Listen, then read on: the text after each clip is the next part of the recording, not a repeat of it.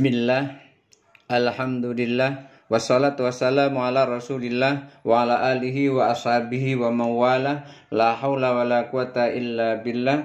Rabbi syrah li sadri wa yassir li amri wahlul 'uqdatam min lisani yafqahu qawli, amma ba'du. Pembahasan berikutnya maqasidus syariah. Apa itu maqasidus syariah? Islam merupakan agama yang menyeluruh.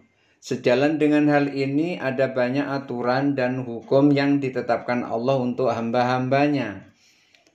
Aturan dan hukum tersebut adalah sebagai pedoman agar seorang muslim tidak salah jalan.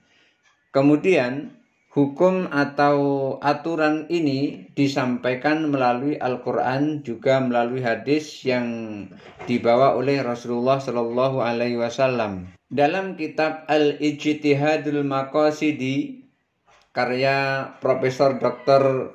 Nuruddin bin Mukhtar Al-Khadimi, guru besar bidang Maqasidus Syariah di Universitas Az-Zaytuna, Tunisia, mengatakan bahwa secara lugawi maqasidus syariah terdiri dari dua kata, yakni maqasid dan syariah. Maqasid adalah bentuk jamak dari maksud yang berarti kesengajaan atau tujuan. Syariah secara bahasa berarti al-mawadhi'u tahduru ilal ma'i, yang berarti jalan menuju sumber air. Jalan menuju air ini dapat dikatakan sebagai jalan ke arah sumber pokok kehidupan. Dalam karyanya Al-Muwafaqat, As-Satibi mempergunakan kata yang berbeda-beda terkait dengan maqasidus syariah. Kata-kata itu adalah maqasidus syariati, al-maqasidus syar'iyyatu fis syar'iyyati, maqasidun min syar'il hukmi. Konsep ini dikemukakan oleh seorang ulama bernama Asy-Syatibi. Konsep tersebut diambil dari salah satu kaidah yang mengatakan hadhihi syari'atu wudi'at li tahqiqi maqasidis syari'i fi qiyami masalihihim fid dini wad dunya ma'an. Sesungguhnya syariah bertujuan untuk mewujudkan kemaslahatan dunia dan akhirat secara bersama-samaan. Dalam ungkapan yang lain dikatakan oleh Asy-Syatibi, al-ahkamu masyru'atun li masalihil ibadi. Hukum-hukum itu disyariatkan untuk kemaslahatan hamba. Jadi, maqasid merupakan tujuan yang ingin dicapai dalam melakukan sesuatu. Terdapat berbagai definisi telah dilontarkan di dalam usul fiqh tentang istilah maqasid. Ulama klasik tidak pernah mengemukakan definisi yang spesifik terhadap maqasid. Malahan Asy-Syatibi yang terkenal sebagai pelopor ilmu maqasid pun tidak pernah memberi definisi tertentu kepada materi yang namanya maqasid ini. Namun ini tidak bermakna mereka mengabaikan maqasidus syar'i atau maqasid syara' di dalam hukum-hukum syara'. Berbagai tanggapan terhadap maqasid dapat dilihat di dalam karya-karya mereka para ulama. Kita akan dapati tanggapan ulama klasik yang menjadi unsur di dalam definisi-definisi yang dikemukakan oleh ulama mutakhirin selepas mereka. Yang pasti ialah nilai-nilai maqasid syara' itu terkandung di dalam setiap ijtihad dan hukum-hukum yang dikeluarkan oleh mereka. Ini karena nilai-nilai maqasid syara' itu sendiri memang telah terkandung di dalam Al-Quran dan Sunnah. Ada yang menganggap maqasid ialah maslahah itu sendiri, sama dengan menarik maslahah atau menolak mafsadah. Ibnu Qayyim menegaskan bahwa syariat itu berasaskan kepada hikmah-hikmah dan maslahah-maslahah untuk manusia di dunia dan akhirat. Perubahan hukum yang berlaku berdasarkan perubahan zaman dan tempat adalah untuk menjamin syariat dapat mendatangkan kemaslahatan kepada manusia. Sementara itu, Al-Is bin Abdussalam juga berpendapat demikian. Beliau mengatakan syariat itu semuanya adalah maslahah, menolak kejahatan atau menarik kebaikan. Bentuk-bentuk maqasidus syariah. Menurut Imam As-Satibi ada 5 bentuk maqasidus syariah. 5 bentuk ini disebut juga sebagai 5 prinsip umum atau kulliyatul khamsah.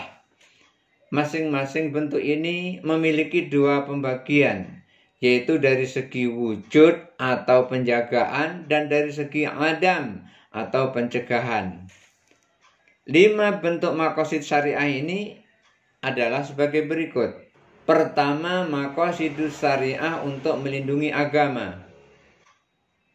Bentuk maqasidus syariah yang melindungi agama merupakan hak memeluk dan meyakini seseorang boleh dan berhak memeluk agama yang diyakini secara bebas dan tanpa gangguan.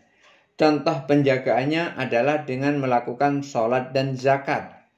Sedangkan dari segi pencegahan dilakukan dengan jihad atau hukuman bagi orang-orang yang murtad. Kedua, maqasidus syariah untuk melindungi jiwa. Bentuk maqasidus syariah untuk melindungi jiwa merupakan landasan dan alasan yang menyatakan bahwa seorang manusia tidak boleh disakiti, tidak boleh dilukai, apalagi dibunuh. Jadi harus dilindungi. Contoh penerapannya adalah dengan makan dan minum.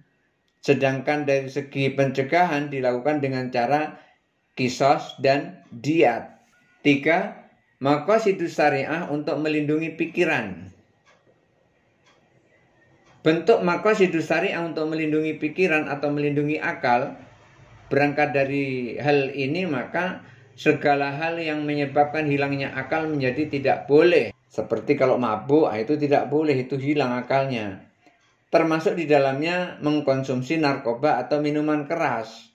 Makanya mengkonsumsi narkoba, minuman keras, itu dalam Islam dihukumi haram. Termasuk dalam hal ini juga kebebasan berpendapat secara aman dari setiap orang. Artinya di sini kebebasan pendapat itu atau kebebasan berbicara itu ya tentu adalah berbicara yang benar, berbicara yang sesuai Al-Quran dan hadis, berbicara yang tidak menyinggung orang, berbicara yang berlandaskan dengan hukum-hukum Allah. Contoh penerapannya dalam bentuk penjagaan akal ini dilakukan dengan makan dan mencari makan. Sedangkan dalam bentuk pencegahan dilakukan dengan menegakkan hukum bagi pengkonsumsi narkoba. 4. Maqasidus syariah untuk melindungi harta. Maqasidus syariah untuk melindungi harta menjamin bahwa setiap orang berhak memiliki kekayaan harta benda dan merebutnya dari orang lain merupakan hal yang dilarang. Gak boleh orang punya harta terus direbut, itu gak boleh. Maka dalam agama itu ada perlindungan, namanya maqasidus syariah melindungi harta. Baik dalam bentuk pencurian, mengambilnya itu dalam bentuk mencuri, atau bentuk korupsi, atau yang lainnya. Maka pencuri dan korupsi itu masing-masing mendapatkan hukuman dari hukum yang berlaku di satu daerah. Ini termasuk maqasidus syariah yang melindungi harta. Contoh penerapan hal ini dilakukan dengan cara melaksanakan jual beli dan mencari rezeki. Jadi untuk mendapatkan harta itu yang dibolehkan adalah dengan cara jual beli, jadi pedagang, mencari rezeki seperti bekerja dan seterusnya. Sedangkan bentuk pencegahan dilakukan dengan hukum potong tangan bagi pencuri dan menghindari riba. 5. Maqasidus syariah untuk melindungi keturunan. Maqasidus syariah untuk melindungi keturunan ini menjadikan kenapa zina menjadi terlarang. Karena dalam zina ini dapat memberikan dampak negatif, baik secara biologis, psikologis, ekonomi, sosial, nasab, hukum waris, dan lain sebagainya. Untuk itu orang yang berzina dilarang di dalam Islam. Karena itu penjagaannya dilakukan dalam bentuk pernikahan. supaya tidak terlarang, maka ada pernikahan.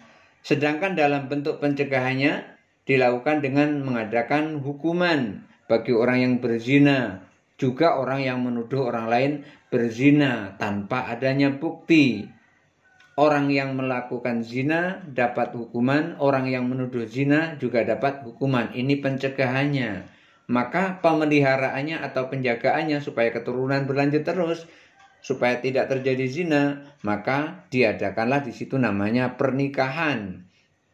Artinya ada calon pengantin laki-laki maupun perempuan, ada wali dan juga ada saksi-saksi, maka terjadilah di situ pernikahan yang sah. Maka kalau sudah terjadi pernikahan yang sah seperti ini, hubungan mereka berdua tidak dinamakan zina, maka tidak perlu ada hukuman bagi mereka berdua. Dan kalau ada orang yang menuduh mereka berdua itu berzina, maka itu jelas-jelas tidak ada bukti. Dan orang yang menuduh orang lain melakukan zina, maka hukumannya adalah hukuman dera sebanyak 80 kali menurut Imam Ali karramallahu wajhah. Mudah-mudahan ada manfaatnya. Wallahul muwaffiq ila aqwamit thoriq. Wassalamualaikum warahmatullahi wabarakatuh.